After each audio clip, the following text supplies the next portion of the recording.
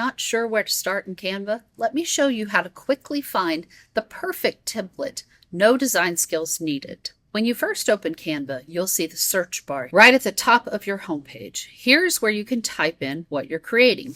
For example, Instagram post, YouTube thumbnail, or presentation. I'm going to say Instagram post. If nothing pops up like this, be sure to check here at the top that whether it's going through your designs or it's searching through Canva's templates. We want to be searching through Canva templates. Once you type your keyword and you hit enter, Canva will show you a library of professionally designed templates that fit in this format. You can scroll through and preview each one before choosing. Under the search box, you will see filter options. You can filter by category, so an Instagram post or an animated social media, or you can search by style, modern, minimalist, simple.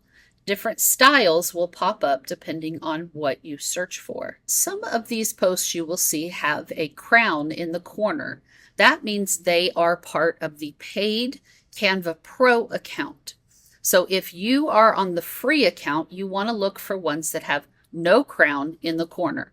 If you are a paid Canva Pro account, then you can use any of the templates you see. When you find one you'd like, click on it, and then choose Customize this template.